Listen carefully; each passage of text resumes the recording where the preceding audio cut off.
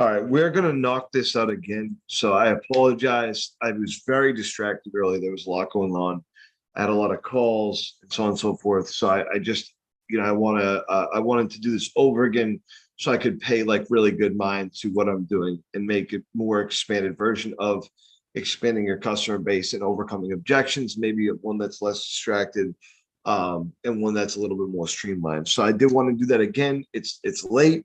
I'm going to go for as long as I can. I'm going to do as much as I can. So the first thing, what are we going over here? I guess that's the first thing. Okay, so by expanding your customer base and learning how to deal with objections more effectively, learning how to pitch different customers, learning how to deal with different customers. Different people have different needs and different problems, and so being able to figure out how to utilize your skill set and your system to be able to develop and talk to different customers. All that stuff is super important. So that's what we're going to cover here. Now, we'll start off with the scripting. We'll start off kind of like what we did before. And so if you're watching this again or something like that, you're seeing this again, a lot of this first, 15 minutes is going to be exactly what we just went over. So you can skip by probably the first 15 minutes of this if you're watching it again. So trying to figure out how we started last time. So we started by going through the beginning of the script. And, what I explained, on the last video was that where people lose a lot of customers is, the people that are objecting right in the beginning, right? So people have an issue with people that object right in the beginning and that people that object a lot, right? So that's where a lot of the customers are lost. You don't typically lose as many customers that are saying no one time in the valued visit, right? You don't lose a lot of customers. You lose a lot of customers that are saying no right in the beginning, and they're giving you like a hard objection, not interested. Nope, I'm good. You're losing those people probably. You're probably losing people that say no, like in the window problems. That's always been an issue for me is when people say no, like give me a hard no in the window problems. And then you're probably losing people that are objecting a lot, that are layering on their objections. So they're like, nope, I'm good. And then they're abruptly, almost immediately saying no again, which makes sense. Look, that's the hardest place to be in this job, is to be pitching people like that. It's not a comfortable place to be in, and I get that. And so hopefully this makes it easier, and like with any training, I think the warning that I gave when I was making the last video was an important warning, which was that if you're doing fine and you're doing your shit, you're setting up appointments and you're getting, 3, 4, 5 a day, this is not going to concern you. I'd rather not screw up what you're doing now.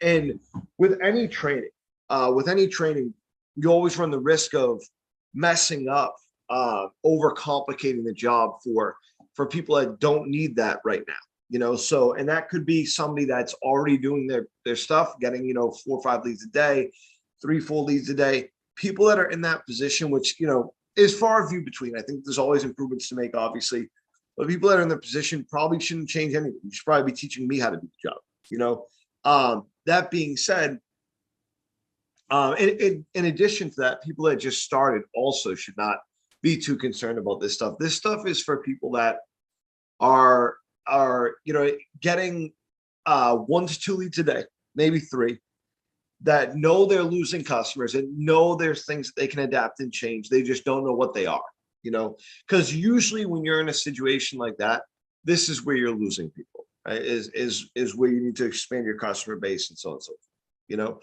forth, So, we're going to start by going through your average customer that is difficult, right? And we're going to kind of go through each of those people. And then we're going to talk a little bit about theory and, what my theory is on these customers and how to handle them and whatnot. So in the last video, I went through different kinds of pitches. And I talked about how I grew up with, sorry, just switching my chair here, putting on the tattoo stuff here. I went through how I've lived through in this company 3 or 4 different pitches, at least 3, 2 very different theories. I talked about the 2 very different theories that I lived through. The one theory was you got to beat the hell out of the customer and to get what you want. And there's literally, like, we used to joke, there was this guy named Garrett that worked with me, and man, that feels so long ago. It's so crazy. Things feel like it's so like, you know, typically you hear people say like, oh, that felt like it happened yesterday. For some reason, this dude feels like it feels like I haven't seen him in like 60 years, and I'm 33 years old, so that's a problem. But Garrett was his name, and this dude was ridiculous, man. He would knock on the customer's door. His pitch was knock, knock, knock.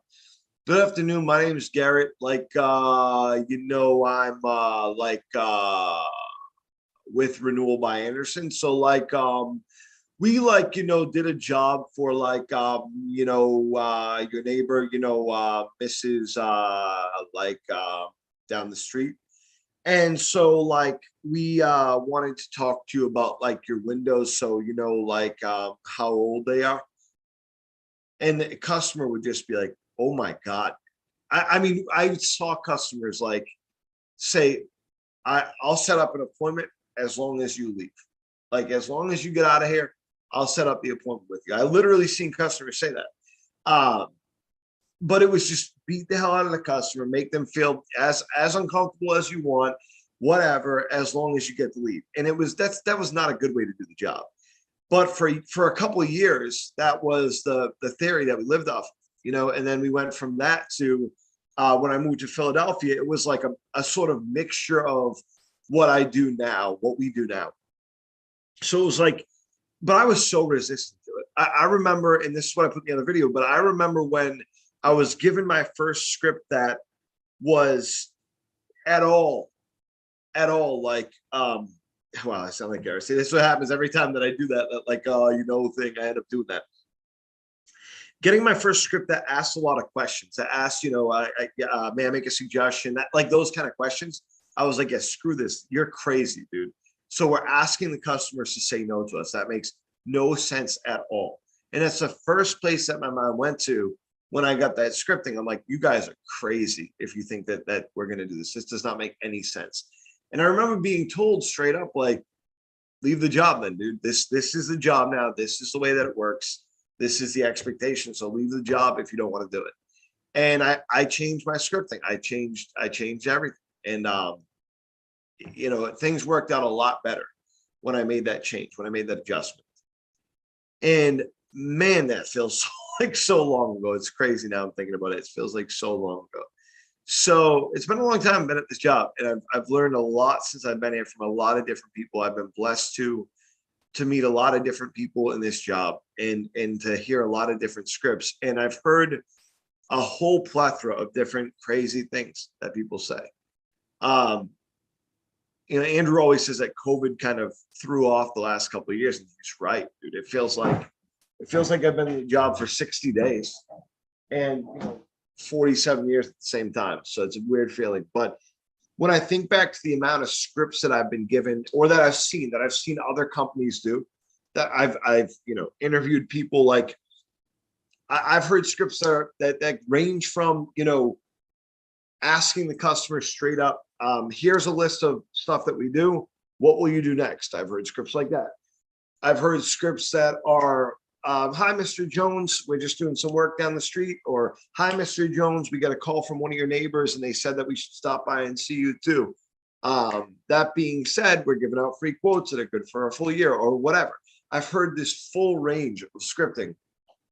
And I've always had a problem with all these different scripts, but I never could figure out what it was. And so we get this script that is, you know, may I make a suggestion? Does that sound helpful? Stuff like that.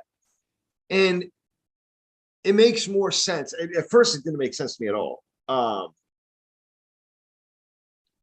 At first, it didn't make sense at all. And admittedly, I resisted it like crazy. But then once I started doing it, I started seeing the reactions change from the customers. And it wasn't until over COVID, I was like, you know what? This makes a lot of sense. The customers change their objections as you go through the scripting. And so if you fit in places in the script to get the customer to object, then you're going to have an adaptive script. So you're changing, like, think about how incredible this is. And it's genius. I didn't come up with it. So it's not genius on my part, but The theory of it is genius. How much it makes sense is genius. Think about it. The customer is going to change what they say. In changing what they say, their feelings are going to change too. Their mind, they're going to change their mind for themselves. The conundrum in this job has always been, how much of a sales job is it really, right? How much of a marketing job is it really? And so, and it can, and how much of a customer service job is it really? And if you treat it like all of them, if you treat it like your job is to find out what works for the customer, then you're going to be able to adapt their mindset. And if you change their mindset, if you adapt to their mindset, then you're going to be able to set a lot more appointments. I said set like 87 times there. You're going to be able to set this wider range of appointments. It's going to give you more opportunity. And so this started making sense to me, and it really just clicked, man. It clicked like, oh my God, if we can get the customer to say no and where we want, how we want, then we can control the result of that conversation. Shit, this is great. This is genius. And if we can transition effectively, we don't even have to rebut. We can overcome objections like rapid fire. And it's going to take a certain kind of customer to sort of fall for it. I don't want to say fall for it, but because I know that sounds bad, but it's going to take for it to fall for it doesn't mean to be a bad thing, right? Like you fall for somebody in a relationship or something like that. For the customer, it will fall for you. They'll fall for your scripting and your conversation and your abilities and whatnot in the windows. And so that's not a bad thing inherently. So, this makes the customer fall into our business, fall into, our services, right? And so I know I'm speaking a lot of gibberish here. My thoughts are coming together as I'm speaking, but as we learned this and we started to develop a system around it, a system that used emotional intelligence, what we did was we did a couple different things. We limited the amount of people that could do this job, really, right? We really did. I mean, it's crazy, but I mean, back in the day, I remember like literally oh my God, it's so crazy. Dude. I'm sorry, all these people are probably retired now. I remember going to the unemployment offices in the middle of the city and going to like Alcoholics Anonymous, like job fairs and whatnot. And like, okay, cool. Who can we get to do this job? And because you're saying to these people, here's a couple page long script, learn it, go say the words. That's it. You're not asking them at that point to do anything. And you're expecting nothing from them. You're expecting a demo or two per week from them. And so how the job is adapted, right, is intense. And so we limited the scope of the people that can do this job. Sure. We limited the personality profile that we're looking for. But in doing that, we developed a system that makes the job easier for the right people. Okay. So it takes more of a certain kind of person to do this job, but it definitely, it allows for people to do it better.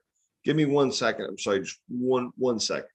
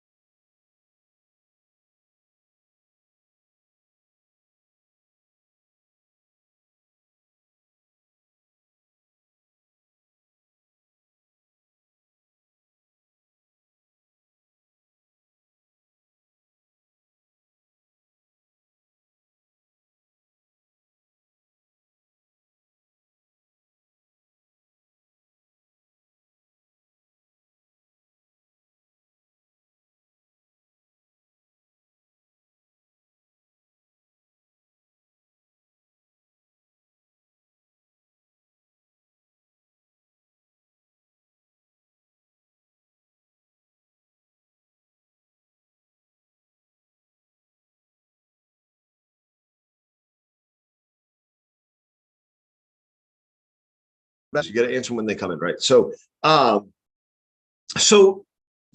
we make this script now that fits for less people, but it fits better for the people that are right for the job.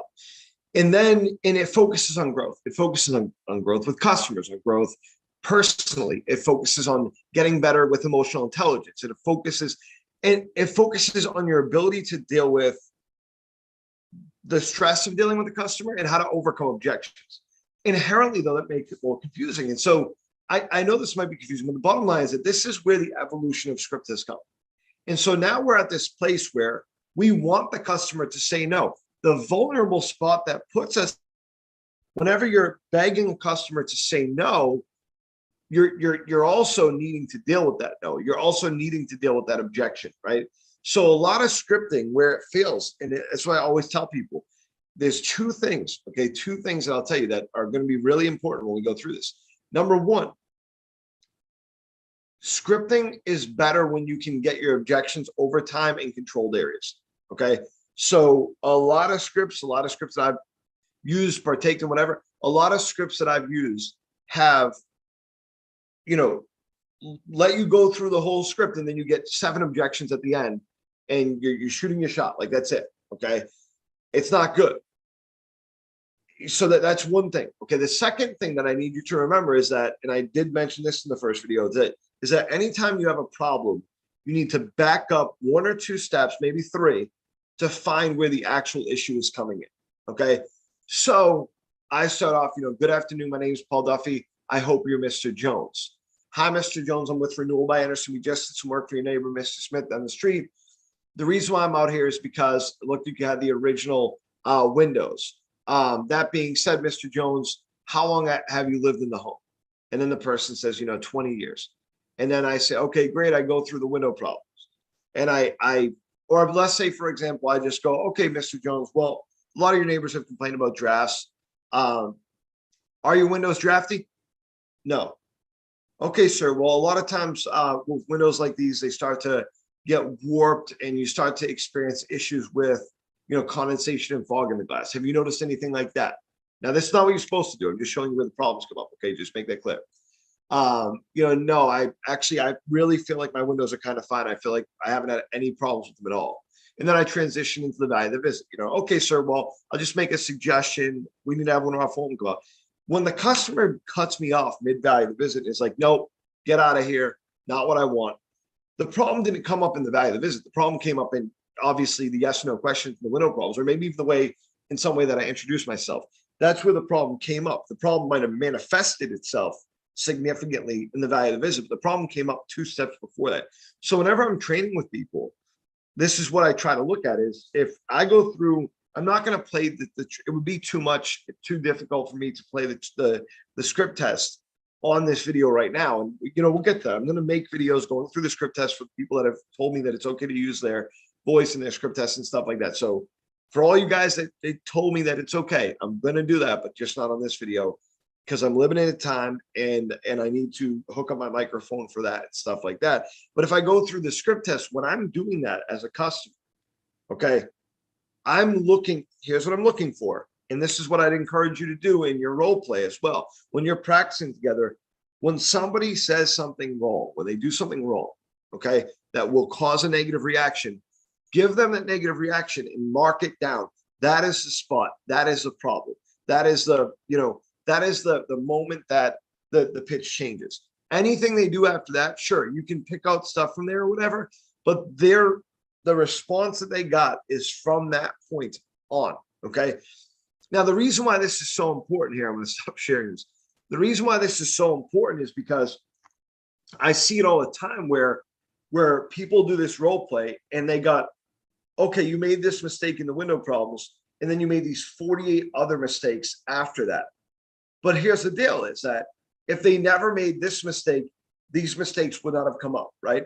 And so if you're addressing these mistakes as the main problems and not this one, you're not solving the issue. And that's something that's extremely important, right? So if I'm a manager, okay, and managers, this is where you need to really work hard at this, because this is a difficult thing to solve. But if I'm a manager and I'm pitching with you, or I'm watching you at doors and I'm seeing you lose a lot, and I'm giving you all these notes about, hey, you got to make sure you have the spouse there, make sure you're getting the second phone number, make sure that your rebuttals are on point, all that stuff. If I'm bogging you down with all this stuff, I'm probably not solving this one thing. This one thing might solve every one of those things. So I need to start with the first one, start with the first problem, and then solve the rest of it, right? And this is tough, man. This coaching in this job is so important, and really developing is so important. You know, we've gone through the years together in this job, and time flies, man. It really does. We're halfway through the year already. And look, I'm just sitting here reminiscing on this video right now, right? So it's crazy, but you every day that you don't coach properly, or every day that you don't coach yourself properly, is another day that you are not making as much as you can make, and that you're not accomplishing your goals of growth, or whatever your goals are. You're not accomplishing those things. So let's get you on the right path, in the right place. So let's go through some scripting now. Okay. So the problem that I observed with a lot of people that I've done training with the last couple of days, and to put this plainly, this addresses, I'll just say it. So Caleb, this addresses your training and what we went through in your training. This also, to an extent, addresses Day and Sean's training the other day as well. We talked about some similar stuff. And so this covers most of the principles, but not all of them. I'll make another video to cover those other ones. And I appreciate you guys working with me. I know that it's painstaking. It's 11:05 right now. And I got a lot of other stuff to do, but I want to make sure I get this stuff done first, because this is super important to me. You guys have done such a great job. You guys have been such a great team to me, and such a great support system for me. And I want to make sure that we do the right thing with you, and that we get you into the right place. So I appreciate you guys have really killed it over the last couple of days. I really love seeing how you guys have developed. I appreciate you guys coming up to me and let me know how effective training is, and how much like that really helps me, and it affects me personally. So thank you very much. And I hope this stuff helps as well. So if I start off my conversation, okay, there's a couple different ways that we can handle these principles. I'm probably losing early. Okay. So I knock on the door. Good afternoon. My name is Paul Duffy. I hope you're Mr. Jones. And you might get even an objection right there. Yeah. What do you want? Or yeah, I'm not interested right now, or whatever. Right now, we know how to get over that. A lot of people aren't losing there. Okay. Admittedly, a lot of people are not losing there. But what is happening there is that quick objection is screwing up how they feel about the rest of their script. So they knock, knock, knock. Good afternoon. My name is Paul Duffy. You, Mr. Jones. What do you want? And that messes with your head, right? And so you feel in less of a comfortable place. You already feel like, I'm losing this house. And so it weakens the rest of your pitch. And you got to not let that happen. It's the first thing, is don't let anything weaken your pitch. It doesn't need to make you weak. Okay. That doesn't matter. The customer's gut reaction is to say no, because you knocked on their door right now. They're having a fight with their spouse. They didn't eat dinner yet. They're what do they call it? Hangry. They need their daily dose of alcohol. Whatever the issue is, on a Saturday they haven't had their coffee. Whatever the issue is, it's happening right then. But it has nothing to do with you, and you have to understand that and recognize that, because if not, then it will bog you down. So knock, knock, knock. Good afternoon. My name is Paul Duffy. I hope you're Mr. Jones. Hi, Mr. Jones. I'm with Renewal by Anderson. We just did some work for Mrs. Smith right down the street over on 123 Main Street. Now, what I try to do is this is a brief thing, really doesn't have a ton to do with training, but I figured I'd point it out. I want to move the customer's eyes physically with my hand. So I'm going to point to Mrs. Smith's address, which is whatever. It's always this way, right? It's always that way. So yeah, we just did some work for Mrs. Smith right down the street on 123 Main Street. Doesn't need to be anywhere in that direction, but my goal is to, if I can physically move the customer, I can mentally move the customer. And the reason why I'm out here is because it looked like you had the original vinyl windows. And again, I'm pointing to their windows. If I can get them to look great, okay, if I can get them to look great. So I noticed you had the original vinyl windows, or the original plastic windows, or whatever. Okay, and I may be able to help. Or in this case, so how long have you lived in the home, right? That's the scripting that I like to use. How long have you lived in the home?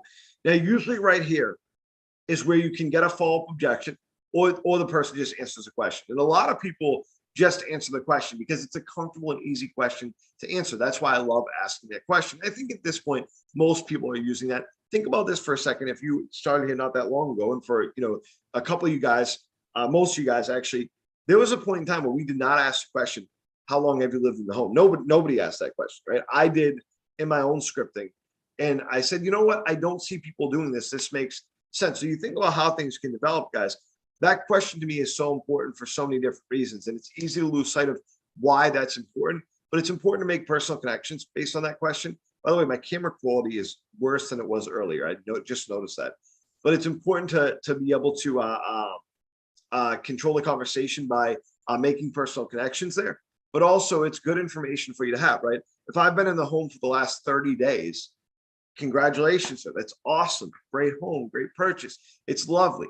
I don't know anything about the windows if I've been in the home for 30 days. So it's probably a more comfortable window problem conversation, right? Maybe it's a little bit easier in certain ways. Okay. But I also don't know a lot about the house. I've probably overextended. I probably paid way too much for the house at this point in time. So everything has its strengths and weaknesses, but it's good for you to know those strengths and weaknesses before you get fully started. Okay. On it. My camera quality is way worse. I feel like I can see a delay in the camera quality, but whatever. We'll get through it. We'll deal with it. If I need to reshoot it, then I'll reshoot it again the third time. We'll figure it out. So, all right. So, how long have you lived in the home? I've been here for like 5 years, man. Yeah, I've been here for about 5 years. Okay, so you've been here for a little bit. Well, congratulations on the house. It looks beautiful. Looks like you've done a lot of work with it so far. But it did look like the windows were original, sir. Now, I did notice walking up, there was some warping in the vinyl windows. I'm guessing that you have the plastic windows all throughout the house. So, oh man, this camera delay is driving me nuts. I might just put this other screen back on. But when I do that, right? Okay, when I say, I noticed that I noticed you had the warping vinyl windows here. Are all your windows in the home vinyl or whatever, however I ask it. The reason why that's important to me is that I'm getting a yes from the customer. You have to look at that as a positive, right? The customer's not saying, yes, I have that problem, but in acknowledging that they have the plastic windows throughout the entire house, they are acknowledging by default, sort of, that they are having that problem. Because I'm pointing it out to them, right? I'm not just saying it if I don't see it, but I'm saying it when I see it. So glass impaction is a great way to enter this question. Okay. Anything that's a problem that you can point out is a good way to start that conversation. Now, whenever I'm role playing, and this is a side note for practice, but whenever I'm role playing, I try to correct to the normal, right? Like my whole thing is, man, my internet quality must just be tough here. But my whole thing is when I'm doing this, when I'm going through and I'm trying to make the average, I try to look at the best windows because that's where people struggle, right? People mainly struggle with pitching the windows that are the best, the windows that look the best in the homes. And so that's what I'm trying to pitch when I'm practicing. I'm not trying to pitch condensation everywhere, broken windows everywhere. It's just a little bit of warping. I can see a little bit of glass impaction. That's going to have caused you drafts, so on and so forth. Okay.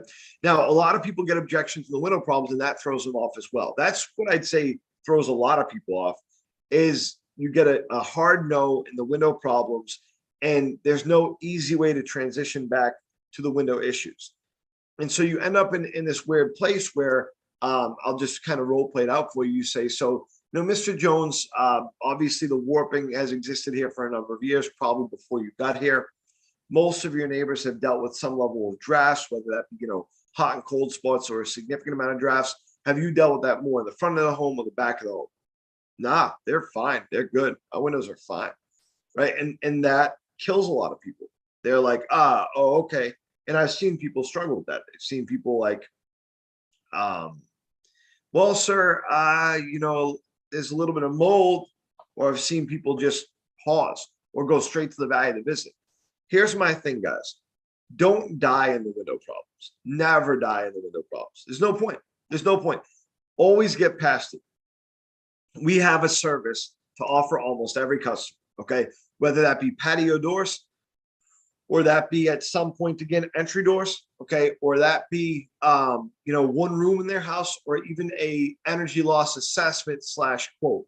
We have something that fits for every customer. The question is, how do you identify what that thing is? Okay, so, and again, this camera is going to keep driving me crazy. So, because I don't know if you guys can see this, I hope that it's not this bad for you, but this is delay. If I go like this, then it looks like my hand is waving slowly across the screen. It's kind of crazy. And if anybody is watching this live, you could text me and let me know whether or not that's the case. That would be awesome. All right. So when you get an objection to window problems, okay. So let's say that I say what I said, and the customer goes, no, they actually seem fine or whatever. Acknowledge it. Well, that's great. So I'm glad that you've experienced that so far. Most of your neighbors haven't been that lucky. As a matter of fact, I was just talking to Mr. Smith like 3 houses down.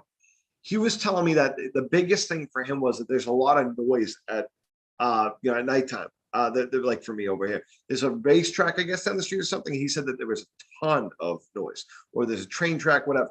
Okay. Now, as far as your windows go, they're the same age as his. So is that just something that you haven't noticed before? How long would you start to notice that, Mr. Jones? I haven't really, I mean, I guess it's kind of loud, but you get used to it. So it hasn't been that big of an issue for me. Okay, Mr. Jones. Well, that's good that you feel that way. Now, obviously, you haven't felt the draft, like you said, and I believe you on that, sir, but it definitely has affected your energy bills. And with the price of energy rising, that's obviously a more important thing. And I just want to point out, sir, before I get done, that there was mold that was starting to grow in the sills of your windows. It's not a significant amount, but it's probably coming from inside the windows, which is the most concerning part to me. I'll tell you what, sir, you know that you're eventually going to have to do something with the windows over the next couple of years. May I just make a suggestion for you? Now, most people are not going to say, no, you cannot make a suggestion, right? Most people might say, I'm not interested in getting windows done right now. Most people might say, sure, you can make your suggestion, but it's not for me. Most people might say something along the lines of that. But most people aren't just going to give you a hard no. No, you can't make any suggestion here, right? Most people aren't going to do that. So when you bring this up to the customer, okay, so you're now in this question, right? May I make a suggestion question? Okay.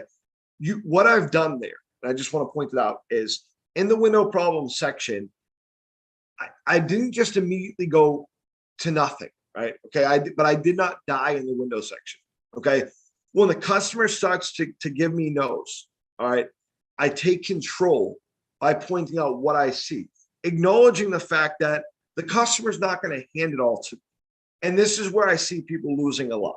Okay. Is they expect the customer to go, sure, yeah, they're drafty. Yeah, they're hard to open and close. Yep, and that's not the reality all the time. Okay. Now, I don't want to say usually, but all the time. Right? We're talking about expanding your customer base. If this is 15 people a day that aren't giving you anything, that's 15 more opportunities that you have to gain here. So for a newer person, especially, this could be really, really important. You might not feel like you're dying in this area. Again, 2 steps back. If you're dying in your value of the visit, you might be dying here. Okay. If you get 15 no's from the customer, then you move to, may I make a suggestion? It's not effective. So what I did was I went off what I could recognize. I went off what the neighbors had, and then I moved on. Okay, so may I make a suggestion? I mean, look, man, you can make your suggestion, but I'm telling you right now, I'm not doing anything with the windows. No way. I'm just going to agree. No, of course not, sir. No, what I would do, sir, I'll tell you what I would do. All I would do is have somebody come out just to check the windows out to see really if they're even having any problems or what kind of problems they might be having. And, look, Mr. Jones, if we can't be a service to you, then we'll just recommend someone else who can, if you need it. But if we can help you, then we show you our windows and leave you with a free price quote. So that way, when you're ready, at least have the information set aside. Now, I'm sure that sounds like it might be at least helpful for you.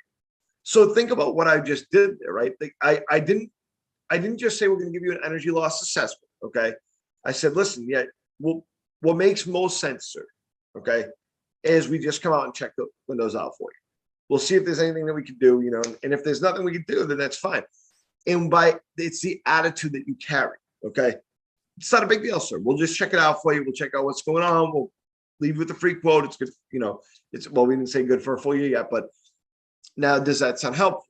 Okay. But I said, now, sure, that at least sounds helpful. Because again, I'm catering to this sort of somewhat difficult customer, right? So at this point, when I asked that question, think about what's happening in the customer's mind. They said not interested before. Okay. Twice now, right? Or 3 times since I started.